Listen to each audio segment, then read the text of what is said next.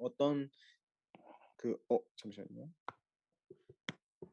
어떤 집합의 클로저 셋이라는 걸 증명하려다가 말았죠.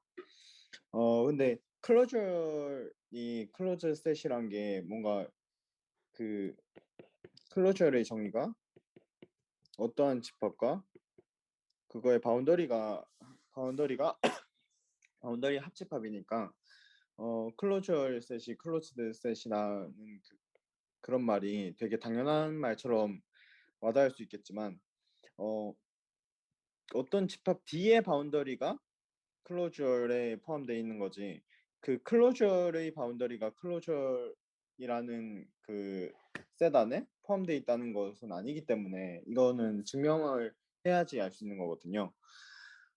그래서 저희가 이거를 증명을 할 건데 저희가 어디에 초점을 두냐면은 바운더리가 그 어떠한 셋의 바운더리가 그 집합에 모두 포함되면은 그것을 클로즈 셋이라고 하잖아요. 그렇다면 저희가 이 클로저이란 게 이 D라는 셋의 그 바운더리를 포함하고 있는데 만약 이 클로저의 바운더리가 그 D라는 셋의 바운더리에 포함되어 있다면 클로저의 바운더리가 클로저에 포함이 되어 있겠죠. 저희의 그 증명 목표는 이걸로 잡고 갈 거예요. 자, 그러면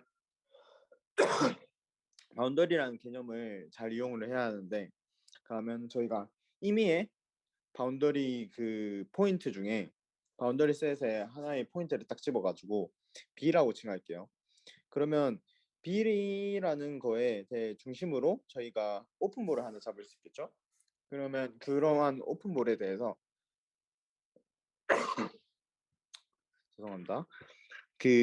그러한 오픈볼에 대해서 오픈볼을 딱 잡았을 때 이게 B라는 게 클로저의 바운더리니까 그 오픈볼 안에 클로저 안에 있는 점도 있을 거고 그리고 클로저 안에 포함되지 않는 점도 존재할 거란 말이에요. 일단 저희가 여기에서 얻어낼 수 있는 점은 클로저 안에 포함되지 않은 점이 있다는 거예요.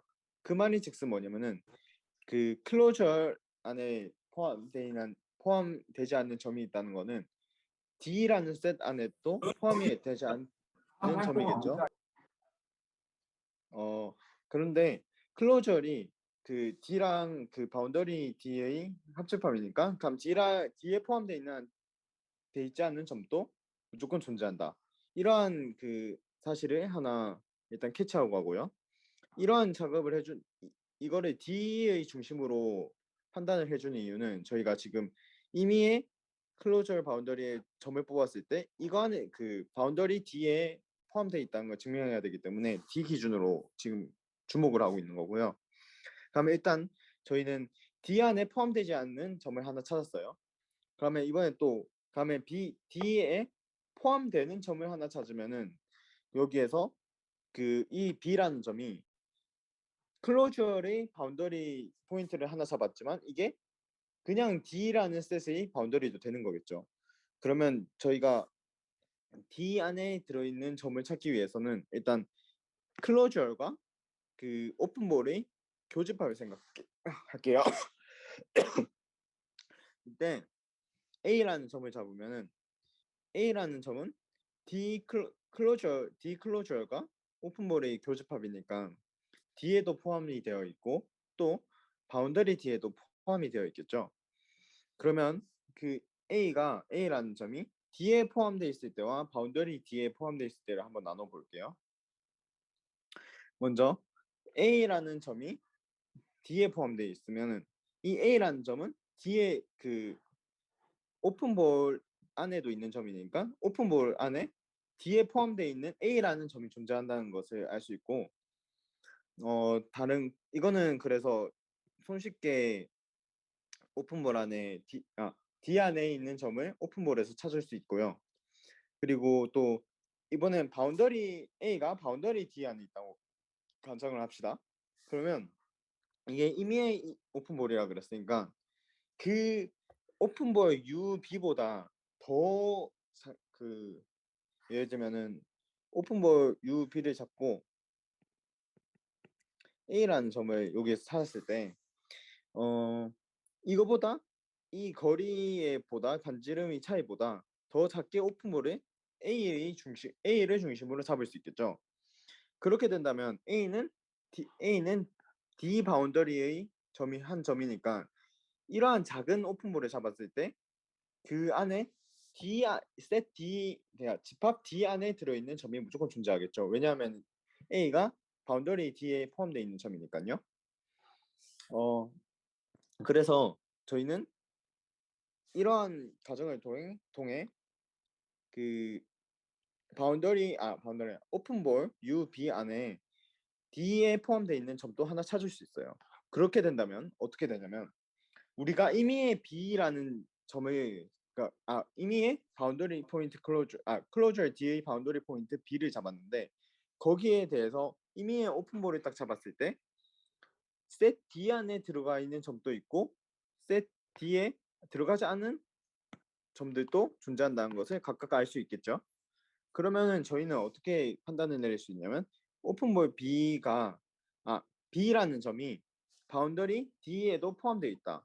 그러면 B라는 점이 임의의 바운더리 클로저 D에 점을 뽑았을 때 그것이 반드시 바운더리 D에 포함되어 있다는 것은 클로저 D가 바운더리 D 안에 포함되어 있다는 걸 의미하고 그 말인즉슨 바운더리 클로저 D가 클로저 안에 포함되어 있다는 것을 알 수 있겠죠. 그러면 이거 자체로 D 클로저의 클로즈 스탯임을 알 수 있다는 거예요. 이 오픈 클로즈드랑 오픈 스탯의 개념이 되게 생소할 수 있는데 그림을 그리거나 아니면 그림을 상상하면서 하면 그나마 이해가 좀 괜찮으실 거예요. 그래도 너무 힘들어하지 마시고 그리고 아마 이게 지금 앞에 챕터라서 그런데 뒤로 갈수록 계산이 더 많아질 거니까 미적분학 특성상 너무 걱정하지 마시고요. 이해 안 되신다고. 이 정도만 이해하시면 될 것 같고 그리고 저희가 바운디드를 정의를 할 건데 바운디드는 그냥 어떠한 집합이 이렇게 있으면은 우리가 큰 원점에서도 되고 뭐 어느 점에서 출발해도 되는데 B라고 하는 거는 원점에서 어떠한 거리를 쫙 펼쳤을 때 이 X라는 집합을 포함시킬 수 있느냐. 즉 만약 X가 이렇게 돼 있으면은 저희가 원점을 잡고 이러한 큰 테두리를 쳤을 때 X를 포함할 수 있겠죠. 그러면 이거는 바운디드 되어 있다고 하고요. 예를 들어 뭐 X가 이렇게가 아니라 이런 식으로 퍼져 있다. 그러면은 우리가 아무리 그 울타리를 아무리 크게 쳐도 이 X를 전부 포함할 수 없잖아요. 그래서 그거는 바운디드 되지 않고 다이버스 발산한다고 설명할 수 있을 거예요. 그리고 오픈 클로즈드에서 우리가 그때 그 앞에서 우리 저번 시간에 배웠는데 오픈셋의 여집합은 클로즈 셋이잖아요. 근데 여기에서 그렇다고 해서 오픈이면은 무조건 클로즈드가 아닌가? 그건 또 아니에요. 왜냐면은 이러한 실수 전체 그러니까 가장 큰 대표적인 거로는 수직선 혹은 저희가 흔히 사용하는 2차원 평면판 같은 경우에는 오픈이라는 성질과 클로즈이라는 성질을 전부 다 가지고 있어요. 자, 왜냐하면은 오픈이란 거는 그 인테리어 포인트가 전부 그 평면 안에 포함되어 있어야 되죠. 근데 그냥 잠깐 생각해봐도 모든 평면은 그냥 그 자체로 무한하게 퍼져 있으니까 모든 점에서 어떠한 오픈볼을 잡았을 때도 그게 인테리어 포인트가 되겠죠. 그래서 오픈이란 건 자명하고 그러면 왜 클로즈드인지 잘 생각해 보면은 이 RN이라는 거는 바운디드 포인트가 존재하지 않죠. 그러면 그 바운디드 포인트가 공집합이니까 그 공집합이 그 RN에 포함이 돼 있으니까 그 공집합 또한 그래서 클로즈드 셋인 거를 쉽게 알 수 있어요. 이것도 그리고 여기서도 또 응용할 수 있는 게 저희가 그랬잖아요. 오픈을 여집합하면은 클로즈 셋이 되고 클로즈드 셋을 여집합하면은 오픈이 된다고 했잖아요. 그러면 이 Rn이란 거를 여집합했을 때 공집합이 될 건데 이 공집합 또한 오픈 클로즈 셋이 됨을 알 수 있겠죠. 그리고 이거는 여기까지 하고 자 그래서 저희가 이제부터 나아갈 거는 미적 1에서 했던 일련의 과정들을 이번 벡터 스페이스에서도 똑같이 해줄 거예요. 예를 들면은 수렴, 뭐 평균값 정리, 혹은 뭐 최대 최소 정리 등등 많은 거를 배웠잖아요. 그 미적 1에 했던 거를 똑같이 되풀이해 줄 건데 근데 이번에는 여러 가지 변수가 있고 또 여러 가지 그 벡터라는 스칼라 값이 아닌 벡터라는 차원에서 하는 거니까 약간 증명 방법이나 뭐 쓰임새랑 모양새가 다를 것으로 예측되는데 먼저 그 어떠한 xk라는 벡터 수열이 있어요. 벡터 수열이라 하면 그냥 저희가 그 수열 생각하면은 뭐 A1, A2 하면 수의 나열이라고 알고 있잖아요. 이거 벡터도 똑같아요. 그냥 벡터의 나열이라고 보면 되거든요. 어, 뭐 2차원에서 이거를 그림으로 나타내면은 뭐 벡터 수열은 이런 식으로 이렇게 나아가는 수열일 수도 있고 아니면 뭐 이렇게 했다가 되돌아오는 수열일 수도 있고 이런 식으로 그냥 그 벡터의 나열이라고 생각하면 되는데 이러한 벡터의 수열에서 그 벡터가 포함되어 있는 셋 C란 게 클로즈드 돼 있고 그리고 잠시만요. 클로즈드 돼 있을 때 만약 이 xk라는 순열이 그 만약 x로 만약 수렴된다면은 그 x라는 거는 무조건 그 c라는 셋 안에 무조건 포함되어 있냐 이거예요. 이게 뭔 소리냐면은 이렇게 그 설명하면은 잘 느낌이 안 올 수도 있는데 그냥 간단하게 생각해서 저희가 뭐 x 수열 수열 x분의 1 x분의 1 하지 않았고 수열 ak는 k분의 1을 생각할게요. 그럼 여기에서 이거는 그 폐구간 0 잠시만요. 개구간 0,1 안에 또 있기도 하고 0,1 아니 0,1이죠. 그러니까 1 이상이면 폐구간 0,1 사이에 있기도 하죠. 근데 이때 K가 AK는 아마 0으로 수렴하는 걸 다들 알고 있을 거예요.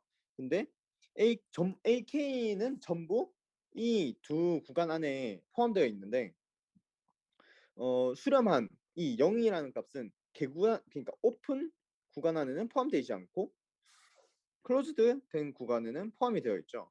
약간 이거를 그냥 벡터 형식으로 표현한 게 바로 이 티오럼이에요. 이거를 저희가 어떻게 잘 증명할 거냐면 만약 이 x가 c 안에 그러니까 x라는 거는 그 수렴한 결과값이죠. 수렴한 결과값이 c 안에 포함되지 않다고 하면 x가 그 c의 여집합 안에 포함되어 있겠죠. 왜냐면 x는 c 안에 포함되어 있지 않으니까. 근데 이 여집합 안에 포함되어 있는 건 오픈 셋이에요. 왜냐면은 c가 클로즈 셋이니까. 그러면 저희가 여기에서 x에 대해서 x 중심으로 오픈볼을 그 잡을 수 있겠죠. 근데 그리고 이 오픈볼 이 x라는 거는 그 c의 여집합이 오픈셋이니까 인테리어 포인트이기 때문에 그 c와 안 겹치도록 오픈볼을 항상 잡을 수 있을 거예요. 그럼 그렇게 ux라는 오픈볼을 잡았다고 해요. 그때의 그 반지름을 r이라고 했을 때 저희는 이 반지름 ux와 c의 교집합이 공집합이라는 거를 이 오픈셋이란 것 때문에 도출할 수 있어요. 그죠? 그런데 컨버시의 정의에 의해서 k가 무한대로 커지면은 k가 충분히 커졌을 때 xk와 xa 값이 r이라는 거리보다 작게 만들 수 있을 때 그거를 x로 컨버시한다고 하잖아요. 그렇다면은 우리가 k가 충분히 커진다면 그 xk라는 값이 r보다 작게 만들 수 있는데 이 xk란 값은 C 안에 포함되어 있는 거는 자명하죠. 그런데 이 xk와 x의 거리가 r보다 작다는 거는 xk가 UB 그러니까 오픈볼 안에도 포함되어 있다는 거 의미해요. 그래서 이 U 오픈볼과 C와 교집합이 공집합이라고 죄송합니다. 이게 잘못 적었네. 공집합이라고 했는데 공집합이 아닌 XK라는 점이 존재하니까 여기에서 모순이 생기기 때문에 저희는 이 X라는 값이 C 안에 들어있다는 걸 알 수 있겠죠. C 안에 들어있다는 걸 알 수 있겠죠. 그리고 여기까지 하고 일단은 맞다. 저희가 그때 제가 오픈이랑 클로즈드를 먼저 설명하느라 기본적인 컨티뉴이티 내용을 안 하고 갔는데 먼저 이거부터 빠르게 설명하자면은 이게 난이도가 그래도 그나마 이 2단원에서는 비교적 쉬운 거라 살짝 빨리 넘어갈게요. 일단 C레벨 셋이라는 게 있는데 C레벨 셋은 이 잠시만요. F라는 값에서 어떠한 정의역을 대입하겠죠. 그 정의역을 대입했을 때 C라는 값이 나왔을 때 그러한 C 값이 되도록 하는 X들을 C 레벨 셋이라고 해요. 이런 게 한두 개가 아닐 수도 있고 뭐 한 개가 될 수도 있고 두 개가 될 수도 있고 많을 수도 있고 오히려 뭐 하나도 존재하지 않을 수도 있는데 이거를 보통 어디서 볼 수 있냐면은 3차원에서 예를 들어 원기둥을 한번 생각해 볼게요. 원기둥이란다. 원뿔을 생각하면은 이러한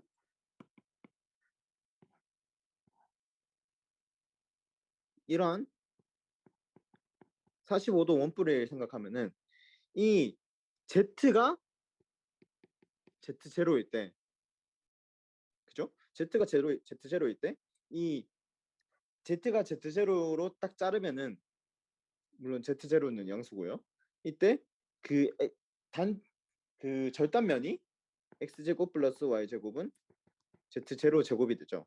이때 X랑 Y의 집합을 Z는 Z0인 그 값의 레벨셋이라고 해요. 이럴 때 자주 사용하는 게 바로 C 레벨셋이고요. 그냥 정의만 간단히 알면 될 것 같아요. 그거는. 그리고 컨티뉴이티 정의를 할 건데 컨티뉴이티 저희가 2차 함수 때 뭐라고 정의했어요? 어떻게 정의했어요? 그때 입실론 델타를 이용해서 그 정의를 했죠.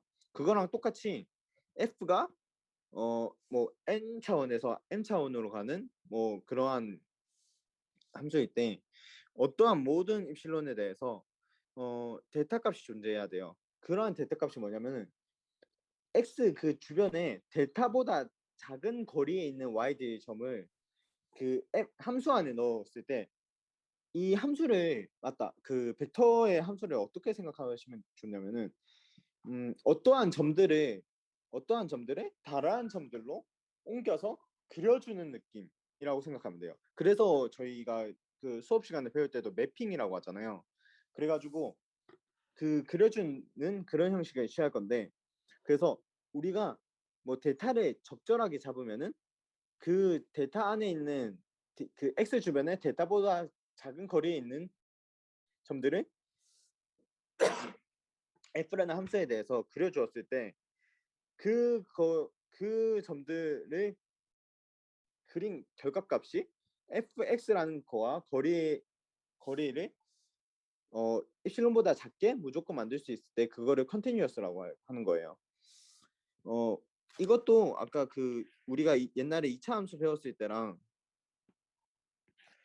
똑같은 게 저희가 2차 함수 때 이거 컨티뉴어스 하죠? 이걸 어떻게 했냐면은 입실론을 이미 입실론이 이렇게 주어졌을 때 x에서 컨티뉴어스하다. 그럼 어떻게 해야 돼요? 이거는 너무 잠시만요. 함수가 이렇게 가빨르면 그리기가 쉬워서 입실론을 이렇게 잡았을 때 x에서 컨티뉴어스하다는 거는 우리가 데이터 값을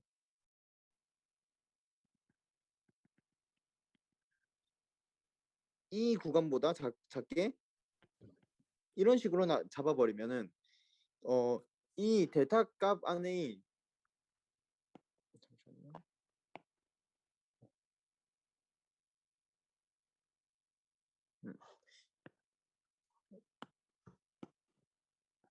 이 데이터 값 안에 함수값이 입실론 안에 전부 존재하는 것을 알 수 있죠. 이거랑 똑같은 의미를 지닌다고 보면 돼요. 그래서 만약 그 시험 문제 어떤 함수가 컨티뉴어스하다는 걸 증명하라 그러면은 그거에 대해서 실론 데이터를 써서 이렇게 나타내면 되고요. 어떠한 그 함수가 만약 그 벡터 함수가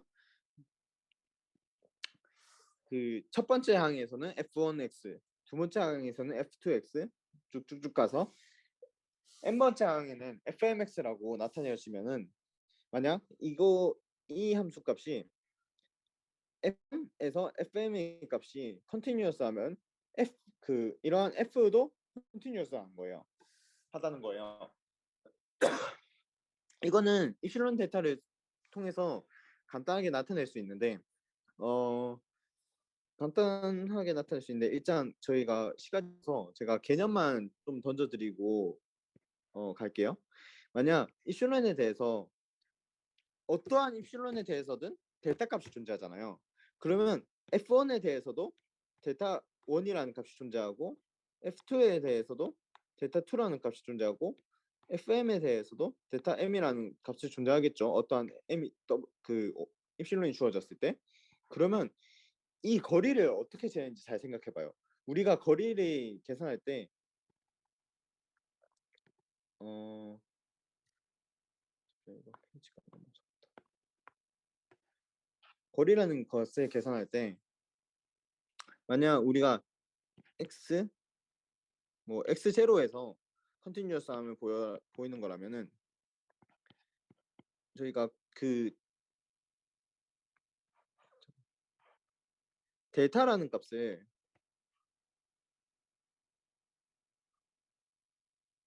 이거를 제로 원이라고 할게요.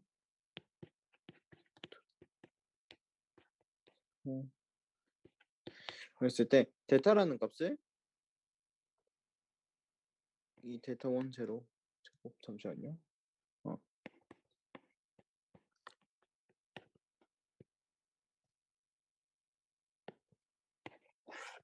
이렇게 잡아버리면 이 거리 안에 모두 충족할 수 있도록 그 거리를 잡아낼 수 있겠죠. 그죠? 아니면 그냥 간단하게 델타 값이 좁아지는 건 상관없거든요. 델타 값이 적절하게 잡는 게 중요해서 아니면 그냥 간단하게 이거에 대한 최소값을 잡아버려도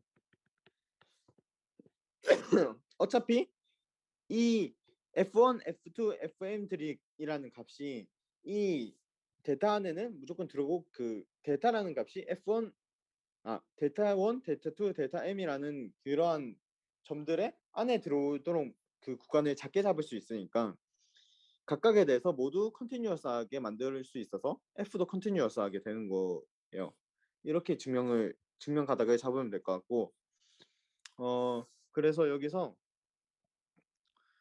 저희가 그냥 이거 다음 거는 그냥 간단한 개념인데 그냥 그 어떠한 곡선이 루프 돼 있다거나 혹은 클로즈드 돼 있다고 할 때 이거는 여기서 클로즈되는 셋이 아니고 커브에 대한 클로즈돼요.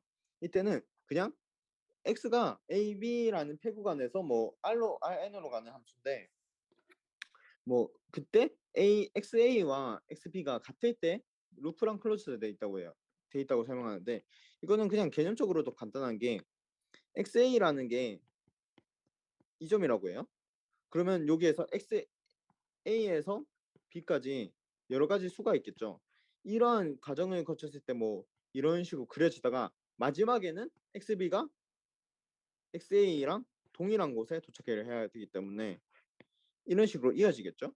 그러면 그게 누가 봐도 루프랑 클로즈드라는 거에 정의가 되는 거고, 서브셋, 그러니까 어떠한 부분 집합 A가 커넥티드 되어 있다는 건데, 이거는 뭘 의미하냐면 이게 무슨 뜻이냐면 어떠한 두 점을, 그 A 안에 두 점을 잡아도 그 A 안에 그 두 점을 연결시킬 수 있는 커브를 만들 수 있다요. 그게 뭔 소리냐면은, 예를 들어 A라는 셋이 이거라고 쳐요.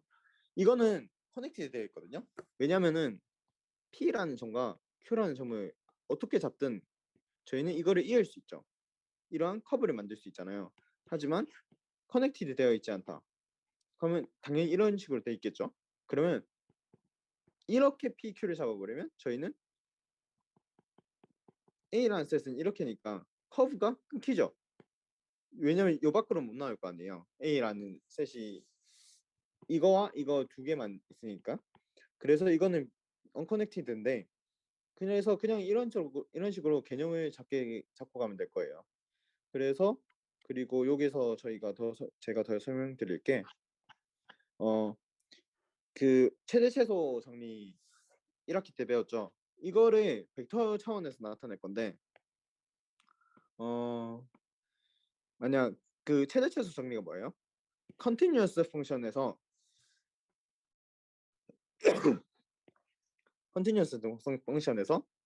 그러한 정의역이 바운디드 돼 있고 클로즈드 돼 있을 때, 그럴 때 최대 최소값이 존재한다는 거잖아요. 그때 그 2차 함수에서는 그냥 폐 구간이라고 설명을 하죠. 폐 구간이면 자동으로 그 바운디드 되니까 2차 함수에서는. 그러면 이런 거를 어떻게 증명할 거냐? 이거를 배웠던 아까 배웠던 거에 대해서 그 배웠던 걸 사용하면 되는데, 일단 그 정의역이 클로즈 셋이잖아요. 그러면 저희는 일단 여기서 어떠한 수열을 잡았겠죠?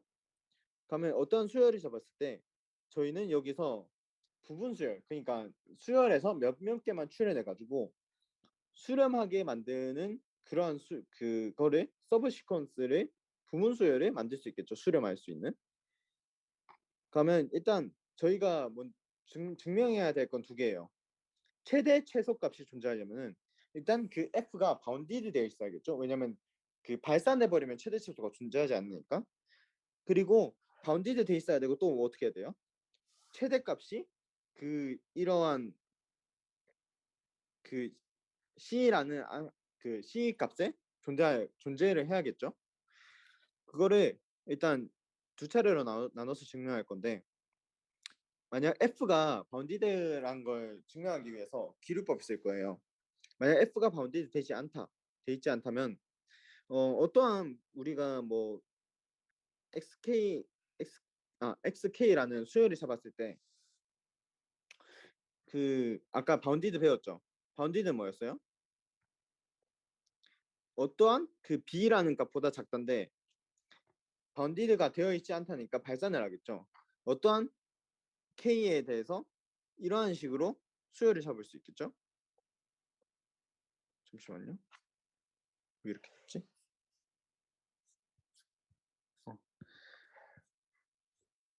어떠한 k에 대해서 이런 식으로 수열을 잡았을 때, 그러면 이러한 xk는 계속 발산하기 때문에 극한값이 다이버지 하겠죠. 하지만 저희가 여기서 fxk가 발산을 하는데 여기서 그 부분 수열을 그 수렴하는 부분 수열을 yk라고 잡으면은 fyk는 뭐 k가 무한대로 갈 때 그 y로 그 yk라는 게 y로 수렴을 하니까 fyk는 fy로 수렴을 하게 되고, 그러면 이 값은 수렴하게 됐죠. 근데 fxk는 다이버지 하는데 fyK가 수렴할 수 있나요? 왜냐면 근데 YK가 XK 안에서 뽑아낸 부분 수열이잖아요. 그럼 YK도 무조건 FYK도 발산을 해야 된단 말이에요. FXK가 발산을 하기 때문에. 그래서 모순이 생기기 때문에 F는 바운디드 되어 있다는 결론이 나고요. 그러면 저희가 최대값을 가지게 하는 X라는 값이 그 C 안에 있다는 거를 증명하고 싶은데 수프림이라는 개념을 사용할 거예요. 수프림이라는 개념은 저희가 수열 x분의 k 아까 드렸던 수열 k분의 1이라는 거를 k가 무한대로 가면 0으로 가죠. 근데 이거는 0에 한없이 가까워지지. 이건 잠시만요. E 마이너스 k로 해야겠다. 이 k를 E 마이너스 k로 했을 때 이 값은 1로 가죠. 근데 이거는 1에 한없이 가까이 가지 1이 되지는 않는단 말이에요. 그래서 AK는 1이에요. 이러한 개념이거든요. 그럼 예를 들어 스프링 X가 뮤라고 했을 때 저희는 ZK를 이렇게 잡아볼게요. ZK는 FZK가 뮤와 뮤 마이너스 K분의 1 사이에 있도록 하는 그런 거를 잡을 텐데 그러면 그 FZK에는 K가 무한대로 갈 때 뮤로 수렴을 하겠죠. 근데 저희가 여기서 WK라는 컨버지 부분 수열을 한번 뽑아낼게요. ZK에서. 그러면 WK는 W로 수렴을 할 건데 이거는 C 안에 포함되어 있겠죠. 왜냐하면은 아까 저희가 클로즈드 돼 있고 클로즈 돼 있는 C는 만약 수렴을 하게 된다면 그러한 수렴값은 C 안에 포함되어 있다는 걸 저희가 증명을 했으니까 그러면 WK는 W로 수렴을 하게 되고 W는 C에 포함이 돼 있을 거예요. 그러면 저희가 어떤 값의 결과를 치를 수 있냐면 리미트 K가 무한대로 갈 때 FWK가 그 FW로 나타내 그 FW라는 값으로 수렴이 되고 이 값은 뮤가 되겠죠. 그런데 그 W라는 게 C 안에 포함되어 있으니까 그러면 최대값에 가는 그러한 정리역도 C 안에 포함되어 있으니까 이러한 최대 최소 정리가 증명이 되겠죠. 최소는 이거 수프림과 반대로 하면 되니까 각자 해보시면 좋으실 것 같아요. 네, 이렇게 해서 최대 최소 정리를 그 벡터에 대해서 한번 증명해 봤고요. 그러면 이제 또 나타낼 새로운 개념은 아니지만 그 1학기 때 했던 Uniformly Continuity에 대해서 배울 거예요. Uniformly Continuity는 Continuity랑 거의 흡사한데도 약간 달라요. 자, 이것도 입실론 정리를 통해서 정의를 내리는데 모든 입실론에 대해서 델타 값이 존재를 한대요. 근데 이러한 델타 값이 뭐냐면은 x-z가 델타보다 작게 간격이 유지되어 있으면은 그거에 대한 함수 값들도 엑실론보다 작게 유지된다는 건데 아까 제가 컨티뉴이티랑 되게 이게 모양이 비슷하다는 걸 알 수 있어요. 컨티뉴이티 설명할 때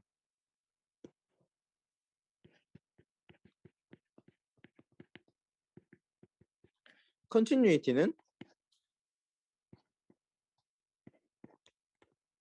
입실론에 대해서 델타가 존재를 하죠. 근데 이것도 표기 방법은 비슷해요. x에서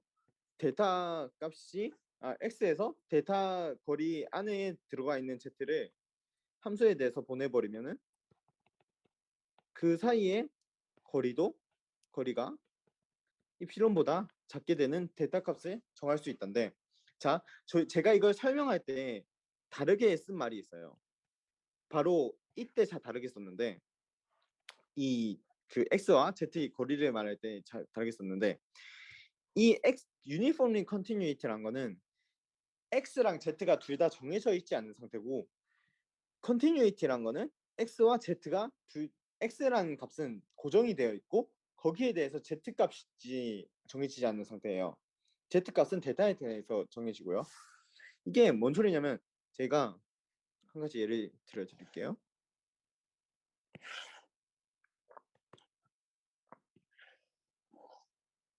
이러한 y는 x제곱인 2차 함수를 생각을 해볼게요.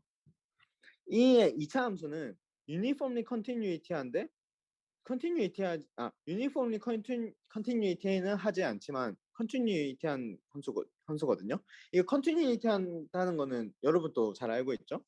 근데 이게 왜 uniformly continuity 하지 않냐면은 만약 입실론이 그 어떠한 입실론 값이 입실론 제로로 뭐 예를 들면 1이라는 값으로 정해져요. 그러면은 이 데이터라는 값을 픽스를 해야 되는데 이 데이터라는 값을 픽스를 했을 때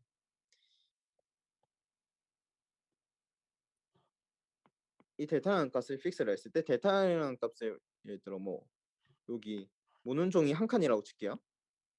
데이터라는 값을 한 칸으로 쳤을 때 이러한 한 칸에 대해서도 입실론이 성립을 해야 되고 이러한 한 칸에 대해서도 입실론이 성립을 해야 돼요. 근데 보세요. 이 데이터라는 값을 고정을 그러니까 어떠한 한 구간을 고정시키는 게 아니라 유지시키면 제가 아까 설명했잖아요. 데이터라는 그 거리의 값을 유지시키면서 이렇게 옮겼을 때 입실론 그 이러한 그 함수값 사이의 거리가 입실론으로 유지돼야 되는데 저희가 얼마 엄청 데이터를 작게 매우 작게 데이터를 이렇게 잡아버려도 x 값이 엄청 커지게 된다면은 y는 x 제곱이라는 그 그래프의 기울기가 점점 가팔라지잖아요. 그래서 언젠가는 이 입실론을 충족 못해 아무리 데이터 값을 좁게 잡아도 그 점점 기울기가 가팔라지기 때문에 그 입실론 값을 오버시키게 될 수밖에 없단 말이에요. 데이터를 아무리 작게 잡아도. 그래서 유니폼리 컨티뉴이티가 컨티뉴이티보다 조건이 빡세요. 두 개의 개념의 차이는 약간 이런 것에서 오는데 약간 이런 정도만 있다라는 것만 알아두셨으면 되고 그 실제로 시험 문제 풀 때는 만약 나온다고 하더라도 이러한 입실론 데이터를 이용해서 유니폼리 컨티뉴이티를 보여라 혹은 유니폼리 컨티뉴이티가 아님을 보여라 라는 그러한 문제가 나올 거기 때문에 그에 맞춰서 해주시면 되고 그래서 컨티뉴이티일 때 유니폼리 컨티뉴이티 하지는 않지만 그 유니폼리 컨티뉴이티 하면 컨티뉴이티 하다는 그러한 게 있고요. 근데 여기서 컨티뉴이티가 정의역이 클로즈 돼 있고 바운디드 돼 있으면 유니폼리 컨티뉴이티예요. 왜냐면 아까 기울기가 점점 가팔라지면서 발산을 하기 때문이라고 했는데 클로즈드랑 바운디드 돼 있으면은 어느 정도 그런 발산이란 걸 막을 수 있겠죠. 그래서 데이터 값이 픽스 시킬 수 있어서 그런데 굳이 이거는 자세하게 몰라도 되고 이러한 정도만 있다는 거를 알고 계시면 편할 것 같아요. 그래서 이 단어는 잠시만요. 이 단어는 이거까지만 설명하고 마칠게요. 이 단어는 그냥 이거는 좌표계인데 이거를 제가 1학기 때도 배우셨는지 안 배우셨는지 몰라가지고 일단 그냥 간단히 설명만 하자면은 원통형 좌표계와 구형 좌표계거든요. 여기서 원통형 좌표계는 그냥 저희가 그 앞에서 그 베이직 벡터를 배우잖아요. 우리 이러한 여기에서 그 직교 좌표계에서는 베이직 벡터가 100, 010, 001이잖아요. 여기에서는 반지름과 각도와 z값이에요. 실린더에서는. 왜냐면 원통 좌표계니까.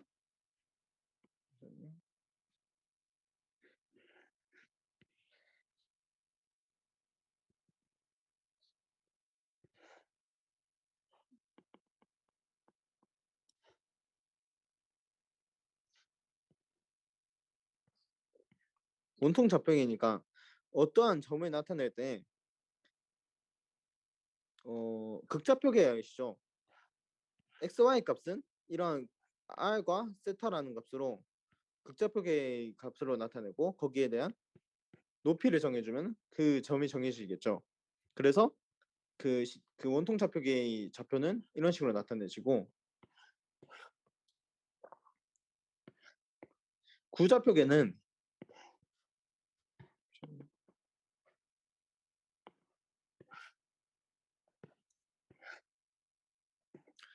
구좌표계는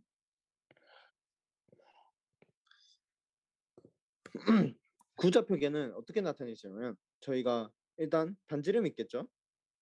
예를 들어 이 x를 이 점을 나타내고 싶다 그러면 반지름 로가 정해지고 로에 대한 높이와 그 각도를 어떻게 정해주냐면 먼저 이러한 로라는 그 높이를 먼저 정해줄 건데 로는 여기서 볼 수 있다시피 z 값은 이걸 파이라고 했을 때 로 코사인 파이죠. 그래서 z 값이 그렇게 정해지고 이러한 그 z 단면으로 자르면 원상에 점이 존재할 거 아니에요. 이때 반지름이 뭐예요? 로, 로 사인 파이죠. 이때 반지름이 로 사인 파이죠. 왜냐면은 이게 로 코사인 세타니까 코사인 파이니까 이게 로 사인 파이가 될 거 아니에요. 그러면 거기에서 얼마나 세타만큼 x축 좌표에서 멀어졌는가를 결정시켜주면은 그 구좌표계에서 x, y, z 값이 다음과 같이 나타낼 수 있어요. 그래서 여기에서 이제 2단원은 마치고 3단원에 넘어갈 건데 3단원에서는 본격적으로 그 미분과 편미분 그리고 미분에 관한 내용이 주로 배울 거예요. 4단원은 아마 내일 그 다음 시간에 해야 될 것 같은데 시간이 없어서 4단원은 미분 방정식에 대한 내용이 많이 들어가 있는데 아마 미방이 그 미적 2의 주요 내용이 아니기 때문에 교수님도 아마 간단하게 문제를 내시거나 아마 거의 중요하게 다루지 않을 거기 때문에 아마 시험 공부를 한다면 1, 2, 3단원을 중점적으로 하면 좋으실 것 같아요. 자, 일단 3단원에서는 3단원에서는 여기서 그 미분 가능함이란 걸 또 여기서 정의를 내릴 거거든요. 미분 가능하다는 거는 저희가 2차에서는 어떻게 정의를 내렸어요? 리미트 h가 어떠한 두 점의 기울기가 있는데 이 한 두 점을 한없이 가까이 좁혔을 때 이러한 값이 존재하면은 극한값이 존재하면은 미분 가능하다는 거죠. 여기에서도 똑같아요. 여기에서 뭐냐면 이게 벡터 함수의 기울기고 이 값이 0으로 가면은 이 h분의 LH를 슉 넘겨주면은 그게 미분값이 되는 거예요. 그래서 벡터 함수에서는 어떻게 정의하느냐? h분의 fa 플러스 h 마이너스 fa가 리니어 함수의 어떠한 적절한 리니어 함수를 빼줬을 때 이 값이 0으로 가게 된다면 그거를 벡터 함수에서 미분 가능하다라고 설명을 해요. 여기서 미분하면 따라 나오는 게 하나 있죠. 그 평균값 정리인데 평균값 정리는 뭐냐? 그 여기에서 저희가 볼 수 있듯이 벡터 함수 여기에서 2차 함수죠. 2차원 벡터 함수죠. 벡터 a, b에 대해서 그 a, b에서 a 플러스 h, b 플러스 k까지의 구간에서 평균값 정리를 정의하면은 이러한 식으로 x 간의 거리 h 곱하기 f를 편미분한 값에 어떠한 h 프라임은 뭐 0에서 h 사이의 값이겠죠. K 프라임은 0에서 K 사이의 값이고요. F 값을 편미분한 다음에 그러한 A 플러스 H 프라임이 들어갈 거고요. 좌측변은 K라는 Y 차이에 대해서 F 함수를 Y로 편미분한 것에 대해서 B 플러스 FK를 K 프라임을 넣은 값과 동일하다는 건데, 여기에서 저희가 흔히 아는 평균값 정리는 이거죠. 잠시만요.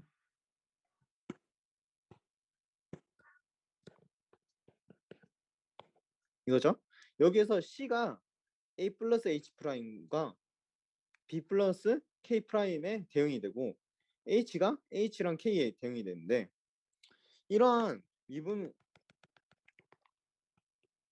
벡터에서 평균값 정리를 왜 이렇게 나타내시냐면, 변수가 두 개라서 그렇거든요. 여기에서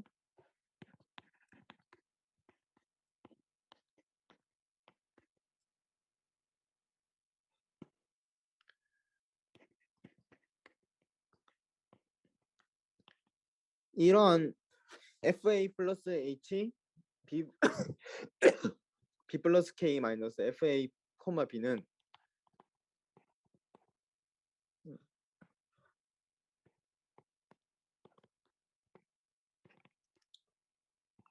FA B 플러스 K를 더하고 빼줄 수 있겠죠? 잠시만요. 그러면 저희가 하나씩 값을 동일하게 맞췄잖아요. 그러면 저희가 이제 변수가 하나로만 줄여들죠. 그러면 저희가 늘 하듯이 평균값 정리를 사용할 수 있을 거예요. 그러면 이거에 대해서 평균값 정리를 사용하면은 H, X로 편미분을 해주고 A와 A 플러스 H 값이 어딘가인 A 플러스 H 프라임 나올 거고, 이렇게 나타내실 수 있을 거고, 이 값에 대해서는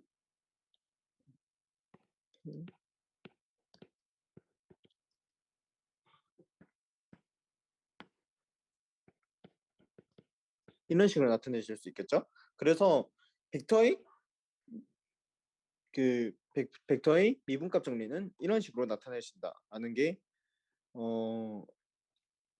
벡터에서 미분값 정리고, 여기에서 이론 중 하나가 나오는 게, 이러한 미분값 정리를 통해서 뭘 도출할 수 있냐면, 만약 그 모든 모든 미지수에 대해서 편미분이 가능하고, 그거에 대해서 그게 컨티뉴이티 하면은 그 F는 미분 가능하다는 거거든요. 편미분 가능하다는 거랑 미분 가능하다는 엄연히 다른 개념이라서, 이 편미분한 값이 컨티뉴이티 할 때만 그 F란 값이 미분이 가능합니다. 그거를 어떻게 증명해 줄까요? F가 미분 가능하다라는 거는, 보세요. 일단 아까 볼 수 있듯이 그 두 점 사이의 거리 분의 그 두 함수 값의 거리에서 이러한 리니어 함수를 빼주었을 때 이게 0으로 가면은 미분 가능하다라고 했잖아요. 그러면 이게 편미분 값이 컨티뉴이티 하니까 이거를 어떻게 나타내 줄 수 있냐면, 이 값에 대해서 각각 이거를 저희의 미분값 정리를 이용해서 나타내 주면은 이와 같이 나타내지거든요. 그러면 이러한 리니어 함수에서 H항과 여기에서 편미분을 한다. 미분값 정리에 의해서 H항이 나올 텐데, 그러한 H항을 또 따로 떼어내주고 K라는 항도 또 따로 나올 텐데, k라는 항을 또 따로 떼어내주면 이런 식으로 나타낼 수 있을 거예요. 그죠? 그럼 여기에서 이 h제곱 플러스 k제곱 루트에 씌운 거에 h 값은 1보다 무조건 작죠? 그리고 이 값도 무조건 1보다 작아요. 근데 여기서 h와 k가 0으로 가게 된다면 fx h a 플러스 h 프라임과 b분의 k가 fx a, b가 될 거고 이것도 이게 fa, b로 갈 거고 이 값도 여기서 fa, b로 가게 될 건데 그러면 이 값은 여기의 값은 0이 될 거고 여기의 값도 0이 되겠죠? 그리고 이 각각의 값은 1보다 작다 그랬으니까 이 전체 값은 0 플러스 0이 되어가지고 0으로 수렴을 하게 돼요. 따라서 우리가 어떠한 그 적정한 리니어 함수를 잡아가지고 이러한 값이 그 h와 k가 0으로 갈 때 이 v 전원 값이 0으로 가니까 f가 미분 가능하다는 것을 알 수 있겠죠. 그래서 저희는 여기서 편미분한 값이 컨티뉴이티 할 때 f가 미분 가능하다는 걸 알 수 있고요. 그리고 또 여기서 한 가지 그냥 정의 내리는 거는 우리가 앞에서 배웠었는데 어떠한 벡터 함수는 각각의 그 요소에 대해서 F1, F2, F3, Fm까지 그 네이밍을 부여해서 이런 식으로 나타낼 수 있거든요. 근데 그 어떠한 벡터 함수 저희가 앞에서 배웠듯이 어떠한 벡터 함수는 행렬로도 나타낼 수 있죠. 여기에서 이거를 행렬로 나타냈을 때 미분한 값은 각 항에서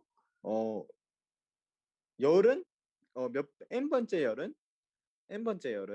xn으로 편미분을 하고 n번째 행은 뭐 fn에 대해서 편미분해 주면 그때 그거를 벡터 함수에 대한 미분 행렬로 나타낼 수 있고 그거를 df라고 표기를 해요. 그리고 이제 벡터의 미분에 대해서 서서히 들어가는데 이거 자코비아는 근데 되게 간단하면서도 약간 처음 보면서도 그렇게까지 많이 안 중요한 내용이거든요. 자코비아는 그냥 이런 게 있다라고만 알아두시면 좋을 것 같아요. 자코비아는 어떻게 정의하냐면 자코비아는 하나의 일종의 기울기라고 보면 돼요. 어떠한 제가 아까 그때 매핑이라고 했잖아요. 이러한 정육면체를 매핑 시켰을 때 이러한 점들을 이렇게 대응시켜가지고 잠시만요.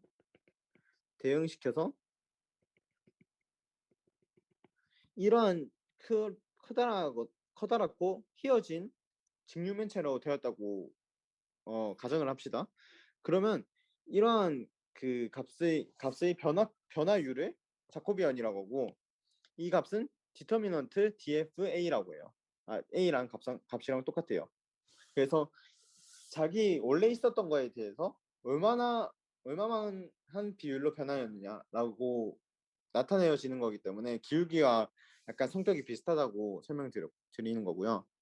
그리고 이 그레디언트와 다이버전스 컬 이 세 개가 많이 중요한데 이게 지금은 별로 안 나오거든요. 근데 나중 가면은 이게 되게 많이 나올 거예요. 그린 티오럼이랑 또 연결돼서 나올 거고. 그래서 그레디언트와 다이버전스 그리고 컬 이거 세 개는 되게 친숙해지셔야 되는데 그레디언트 일단 델타 연산자라는 거로부터 모두가 출발을 해요. 델타 연산자라 하면 일단 직교좌표계만 설명을 드리자면은 델타라는 좌표계는 첫 번째 항에는 이게 벡터 연산자거든요. 첫 번째 항에는 x1으로 편미분을 해주고 두 번째 항에는 x2로 편미분을 해주고 그리고 n번째 항에는 xn으로 편미분을 해주는 그러한 연산자인데 자 이거에 대해 x라는 값을 넣으면 어떻게 되겠어요? x라는 값은 뭘 넣을 수 있겠어요? 스칼라 값을 넣을 수 있겠죠. 왜냐하면은 어떠한 미분을 어떠한 값을 x1에 대해서 미분을 할 건데 벡터라는 값에 대해서 편미분을 해주면 벡터 안에 벡터가 존재하는 꼴이 되어버리니까 데이터 값을 그냥 그대로 연산시켜 주는 거를 그레디언트라고 하는데 그레디언트는 무조건 스칼라 값이랑 그레디언트는 스칼라 값에 대한 연산이에요. 그래서 그레디언트에 대해서 f를 그레디언트를 해주면은 벡터 값이 나오게 되고 이거는 그 스칼라 값이 여러 그 높낮이가 있잖아요. 그 대속 관계가 있잖아요. 근데 어떠한 위치에서 스칼라 값이 계속 이렇게 존재를 할 건데 그러한 값이 크고 작음이 그 주변에 대해서 얼마나 큰지 주변에 대해서 얼마나 낮은지 그러한 기울기를 나타내 준단 말이에요. 그레디언트가 잘 생각해 보면은 어떠한 점에서 그레디언트를 구해요. 그러면 어떠한 점에서 x1 좌표로 갈 때의 거기의 기울기 x2 좌표로 갈 때의 거기의 기울기를 방향성 있게 이렇게 표현해 준 거기 때문에 어떠한 점에서 그 값들이 기울기를 의미하게 된다는 거를 어 이러한 연산자를 통해서 알아낼 수 있고 그리고 다이버전스와 컬은 전자기하학에서 좀 많이 쓰이는 개념이긴 해요. 사실은 다이버전스는 한국어로 발산이고 컬은 뭐였다? 회전인가? 회전이라고 하나? 한국어로? 그렇거든요. 그래서 다이버전스는 뭘 의미하냐면은 일단 먼저 다이버전스가 어떤 연산자인지 알려드릴게요. 다이버전스는 이러한 아까 제가 다이버전스와 컬은 벡터와의 연산자예요. 다이버전스는 이러한 대연산자를 어떠한 벡터와 그 내적한 값이고 컬이라는 거는 델이라는 연산자를 어떠한 벡터와 외적한 값인데 그래서 다이버전스는 결과값이 무조건 스칼라 값이에요. 그리고 컬의 결과값은 무조건 벡터 값이 되겠죠. 왜냐하면 외적한 값이 결과값이니까. 그래서 이 다이버전스의 결과값이 스칼라 값인데 이게 뭘 의미하는지만 그냥 대충 설명하고 넘어갈게요. 지금 여기 시험 범위에는 중요한 다이버전스가 그렇게 중요한 부분 차지하고 있지 않아서 다이버전스는 이러한 어떠한 벡터라는 위치를 잡았을 때 거기에 대해서 뭐라고 설명해야 되지? 그 해당 좌표에서 벡터가 얼마나 새로 생성되는지 그걸 나타내주는 거예요. 어떠한 점을 찍어요. 근데 거기에 대해서 어, 얼마나 많이 퍼지는지, 얼마나 많이 거기에 대해서 생성이 되는지 그거를 의미하는 거고요. 커리 같은 경우에는 어떤 걸 의미하냐면 예를 들어 뭐 물이 흐른다고 칠게요. 물이 흐르는데 x가 커질수록 빠르게 흘러요. 빠르게 흘리면 그러면 컬이란 거는 뭘 의미하냐면은 어떠한 제가 이러한 점을 잡았을 때 이러한 점을 잡고 여기에다가 예를 들면 바람개비 같은 거를 놓는다고 쳐요. 바람개비를 놓으면 이쪽은 천천히 물이 흐르고 이쪽은 물이 빠르게 흔들리니까 이런 식으로 회전을 하겠죠. 따라서 그 컬의 값은 종이에서 우리 쪽으로 밖으로 튀어나오는 그런 방향이 되는데 물리 전자기학 물리 일반 물리 들으셨으면 아시겠지만 그거는 이러한 반시계 방향을 의미하거든요. 그래서 이러한 컬로 우리 어떠한 벡터 점에서 얼마나 회전하는지 나타내 줄 수 있다는 거예요. 일단 그레디언트 다이버전스 컬은 이 정도까지만 설명하고 그러면 이제 우리가 볼 거는 탄젠트 플레인과 노멀 벡터거든요. 어떠한 우리가 미분을 배우면 가장 많이 하는 게 뭐예요? 어떠한 곡선이 있었을 때 접선을 짓는 거죠. 그리고 어떠한 원이 있을 때 거기에 대한 접선을 미분을 통해서 구할 수 있죠. 근데 저희가 이때 동안 미분을 배웠으니까 저희는 이번에 어떠한 예를 들면 평면에 대해서 저평면을 구할 수 있는 거예요. 그때 이러한 저평면을 구할 건데 저평면을 결정지으려면 어떻게 해야 돼요?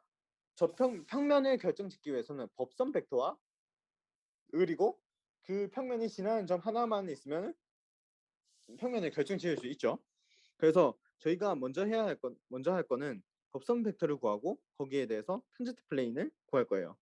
일단 법선 벡터는 어떻게 구하냐면은 일단 x, y, z라는 z가 라는 점이 있는데 이게 어떠한 저희가 구하는 게 아니고 저희가 주어진 평면 위의 점이라고 할게요. 평면 위의 점에서 평면 위의 점에서 저희가 어떻게 할 거냐면은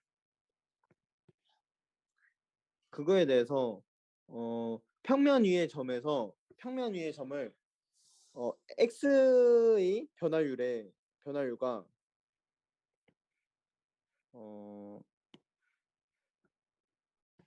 x에 대한 변화율과 y에 대한 변화율로 편미분을 해준 다음에 각각을 편미분을 해주고 거기에 대해서 외적값을 해줄 거거든요. 이 과정을 왜 거쳐주냐면은 예를 들어 이러한 평면이 있다고 치면은 이런 평면이 있다고 치면은 x가 이렇게 변화하고 y가 이렇게 변화하겠죠. 이거에 대해서 외적을 취해주면은 이러한 변한 것에 대해서 수식값이 하나로 결정이 되겠죠. 그래서 저희가 x에 대해서 편미분해주고 y에 대해서 편미분해준 다음에 이거에 대해서 외적을 해가지고 법선 벡터를 구해낼 거예요. 그래서 어 저희가 주어진 평면을 fxy는 z라고 이렇게 주어졌다고 생각을 하면은 이거에 대해서 x에 대해서 편미분을 하면 x에 대해서 편미분하면 1, 0 fxab가 될 거고 y에 대해서 편미분하면은 0, 1 fyab가 될 거예요. 그럼 그거에 대해서 외적을 해주면은 이런 식으로 나타내시는데 그러면 이 값이 이 저희가 구하고 싶은 a, b, fa, b에서 여기에서 법선 벡터가 되는 거죠. 그러면 이 법선 벡터 그럼 우리가 구하고 싶은 탄젠트 플레인에서의 점은 이 법선 벡터와 내적을 했을 때 0이 되어야 되겠죠. 왜냐면 이 탄젠트 예를 들어 이 평면이 탄젠트 플레인이라고 치면은 이러한 탄젠트 플레인 위의 벡터와 이러한 법선 벡터는 수직이 될 테니까 이러한 내적값이 0이 되게 하는 XYZ가 필요할 거 아니에요. 그러면 여기에서 저희는 XYZ가 A와 B와 A와 B와 FA, B를 지나야 되니까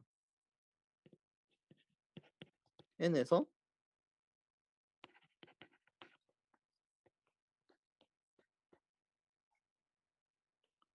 잠시만요.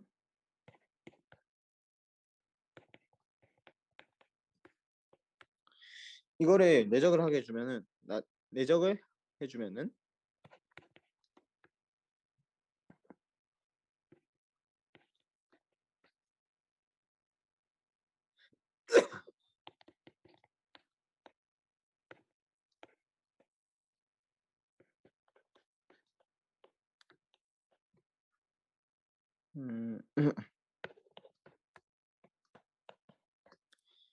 아 내적값이니까 다 더해야겠죠.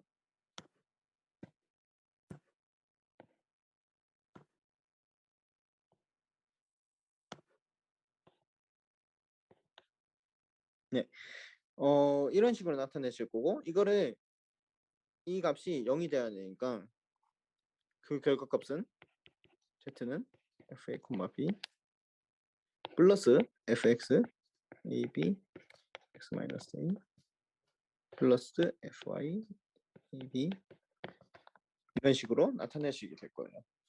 그래서 이거를 통해서 저희는 아마 여기에서 문제가 하나 나올 것 같긴 한데 계산 문제가 쉽게 나오든 어렵게 나오든 하나는 나올 것 같은데 저평면을 구하는 거는 계산이니까 여러분도 엄청 쉽게 하실 수 있거든요. 딱 정해져 있기 때문에 이거는 한번 그 예제들을 많이 풀어보시면은 금방 익히실 수 있을 거예요. 그래서 우리는 여기서 평면에 대해서 그 미분을 이용해 가지고 저평면과 거기에 대한 법선 벡터를 구해 보았고요. 여기에서 저희가 이제 들어가는 게 체인 룰이라는 건데 체인 룰이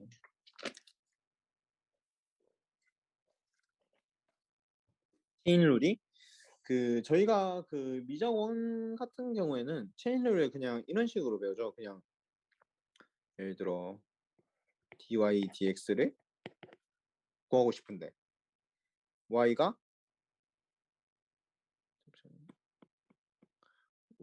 t에 대한 함수고 x가 t에 대한 함수다. 그러면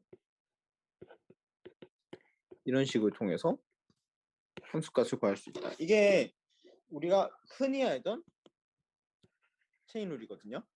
그런데 벡터의 체인 룰은 조금 달라요. 왜냐하면은 우리는 어떠한 함수 안에 변수가 2개 이상 존재하기 때문이거든요. 근데 이거를 그냥 어떤 식으로 나타낼 수 있냐면은 예를 들어 저희가 x라는 함수가 정의역인데 그거를 f라는 함수 안에 넣었다고 해요. x는 t에 대한 함수이기도 해요. 이거를 t에 대해서 미분을 한다. 그러면 어떻게 되냐면 f 편미분한 것에 f를 편미분한 것에다가 그 x를 t로 미분한 것을 곱한 것과 f를 y로 편미분한 거에 대해서 y를 t로 미분한 것을 곱한 것에 대해서 합을 구하는 거예요. 그 말인즉슨 그냥 이 형태가 좀 더 외우기 쉬울 거라고 생각은 해요.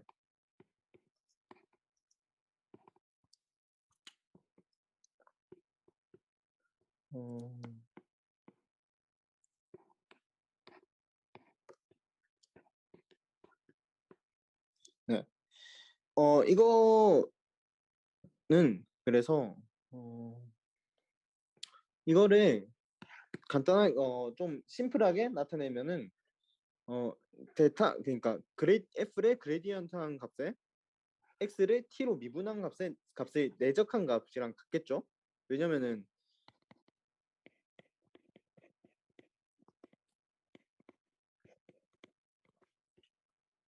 이 위의 값은 이거랑 같으니까.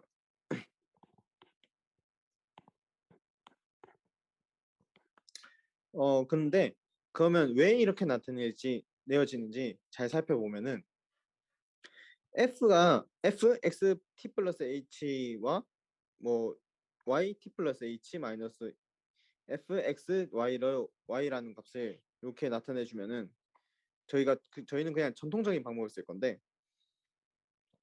그 미분의 정의가 이거죠. 그죠?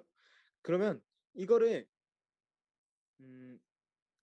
이 위에 분자의 값을 이런 식으로 나타낼 수 있거든요.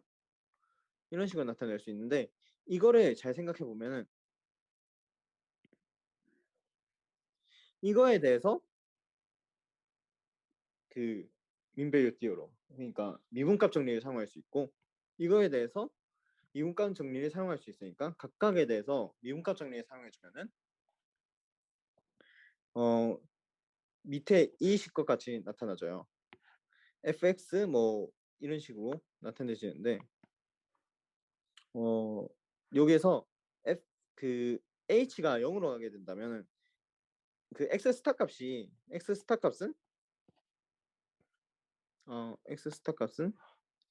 xt와 x t-h 사이의 값이겠죠. 그 y 스타 값도 y와 yt와 yt 플러스 h 사이의 값일 건데 이런 민벨 스티어럼을 이용해서 이러한 식으로 간단하게 나타내 줬을 때 h가 0으로 가게 된다면은 x 스타는 xt라는 값으로 가게 될 거고 yt 플러스 h는 y로 가게 되겠죠? yt로 가게 되겠죠? 그러면 이 앞에 값은 잠시만요. 이거를 지워야 돼.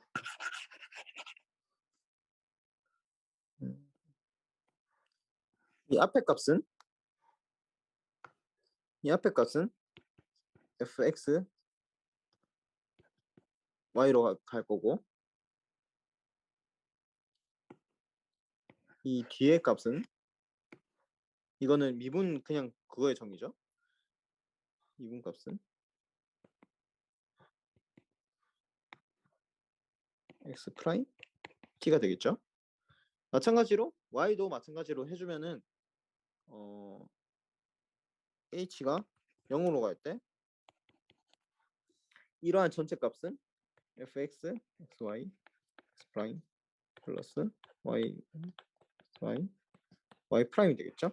그래서 그 체인 룰에 대해서 체인 룰에 의해 f를 t로 미분을 해주면은 이러한 식으로 나타낼 수 있다는 거고요.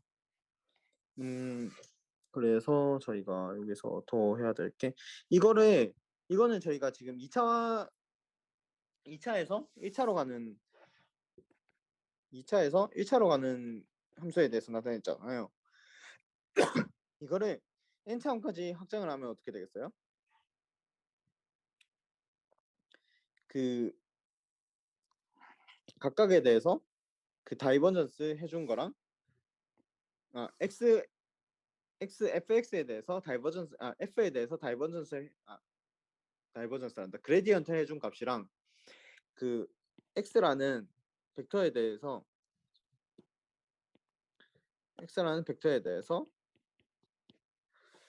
t로 미분한 값을 내적한 값이랑 똑같이 되겠죠. 그래서 나중에 뭐 고차원으로 확장시키더라도 당황하지 않고 똑같은 방법으로 미분을 해주면 쉽게 해결하실 수 있을 거예요. 그리고 여기서 다이렉셔널 미분인데 이거는 그냥 별거 없는 게 저희가 p라는 위치 함수를 고정시키는 거죠. p라는 위치 함수를 고정시켜 놓고 요거에 대해서 v라는 함수로 확장시켜 나가주면은 어떠한 스트레이트한 선이 나오겠죠. 이거를 x라고 뒀을 때 이 함수 fx의 함수 값은 그레디언트 값이 나오고 거기에 대한 내적을 아까 우리가 뭘 해줬어요? x를 t에 대해서 미분해줬죠. 그 값은 v가 된다라는 거고요. 그래서 그리고 체인룰 마지막으로 체인룰 2가 나오는데 이게 저희가 제일 익숙한 체인룰이라고 생각해요. 그 미적 원에서 봤던 체인룰이랑 가장 흡사한 체인룰이라고 생각하는데 만약 F랑 G가 미분 가능하고 그리고 만약 연속이다 그러면은 저희가 합성함수 있잖아요. 합성함수 G.F를 XI로 편미분을 할 때 어떻게 되냐면은 그 FA 값이 Y잖아요. 그냥 이거를 어떻게 보면 되냐면 dg dy 편미분 y 편미분 x 편미분 xi라고 보면 돼요. 그래서 이게 체인룰 2고 그러면 이거를 표기법을 그냥 깔끔하게 나타내기 위해서 이런 식으로 나타내는데 어차피 저희는 계산만 할 거니까 이 표기법을 이렇게 나타낼 수 있고 이거는 x1에서 xn까지 다 미분한 거겠죠? 편미분한 거겠죠? d라고 돼 있으니까 그 깔끔하게 나타내서 이렇게 했을 건데 어 이러한 모습을 이러한 식으로 표기를 할 수 있다는 것만 알아주시면 될 것 같고 그리고 계산을 할 때는 그냥 저희가 늘 하듯이 체인룰을 그냥 사용하면 된다는 거예요. 어, 그리고 여기서 역함수가 나오는데 역함수를 할 때 저희가 역함수의 조건을 혹시 기억나시나요? 역함수가 되기 위해서는 1대1 함수여야 되고 onto 함수여야 되죠. 1대1 함수는 뭐예요? 그 정의역 그 1대1 함수는 정의역에 있을 때 이게 각각 1대1이 되어야 하는 함수고 onto 함수는 고등학교 언어로 하자면은 공역과 치역이라고 하는 게 맞나요? 치역이 동일할 때 그게 그때 onto 함수라고 하죠. 이거는 당연한 게 이게 역함수가 존재할 조건이거든요. 이건 당연한 게 저희가 함수라는 거는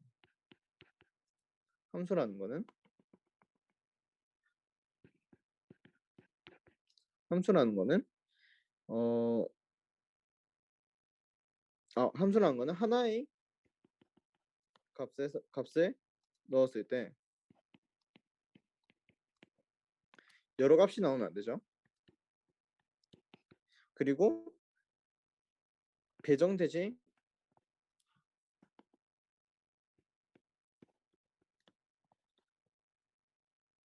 함수 값이 정의역 중에서 함수 값이 존재하지 않는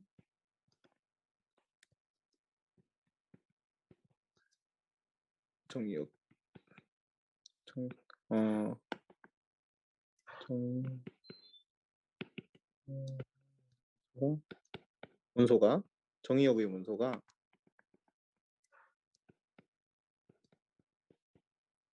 존재하면 안 되시겠죠. 그래서 이거를 만족시키는 조건이 1대1 함수고 이거를 만족시키는 조건이 onto 함수거든요. 그래서 이거를 밀어봤을 때 저희가 벡터에서 인버스 펑션을 정의해 줄 건데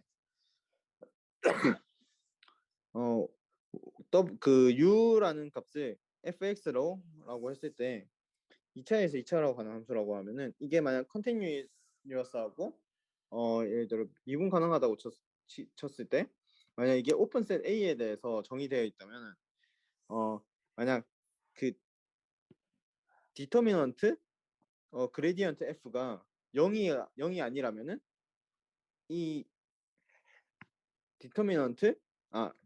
그레디언트 F가 역함수가 존재한다는 건데 이거는 저희가 어떻게 생각하면 되냐면 밑에와 같이 생각해도 되지만 저희가 아까 그때 뭐라 그랬어요? 어떠한 함수에 대해서 저희가 매트릭스로 나타낼 수 있다 그랬죠. 매트릭스로 이렇게 나타낼 수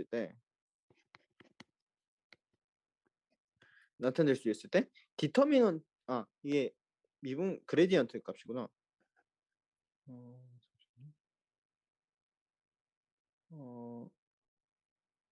그레디언트 이거를 통틀어 가지고 m이라고 할게요. 이런 것을 만약 디터미넌트 m이 0이면은 역함수가 존재하지 않겠죠. 역함수가 존재하지 않겠죠. 그래서 여기에서 A는 역함수가 역행렬이 존재하지 않는다는 거는 역함수가 존재하지 않는다는 거고 여기에서 디터미넌트가 m이 0이 아니라는 거는 역행렬이 존재하기 때문에 거기에 대응하는 함수가 존재하겠죠. 그래서 여기에서 이러한 설명을 이런 식으로 적어 놓을 수 있다는 것을 설명하고 싶었어요. 그리고 이 밑에 것의 의미는 만약 A에 대해서 어떠한 작은 디스크라는 점을 하나 만들어요. A라는 게 뭐냐면 A에서 그 A의 디스크 스몰 디스크가 뭐냐면 A에 대해서 데이터 값보다 가까이 붙어 있는 그러한 X를 다 모았을 때 그거를 F에 대해서 매핑시키면은 그 매핑이 어떠한 입실론 값의 안에 도달했을 때 그게 1대1과 온투가 되면은 온투가 될 때 그거를 인버스 펑션이 존재한다고 하는데 이게 뭔 소리냐면 그냥 함수가 컨티뉴이티 하고 컨티뉴이티 할 때 그 컨티뉴이티하고 그 함수가 1대1과 온투이면은 그냥 역함수가 존재한다는 거 의미이기 때문에 막 큰 의미를 부여하지 않아도 되고 그냥 있는 그대로 받아들이시면 좋을 것 같습니다. 3단원은 이렇게 마무리해도 될 것 같고요.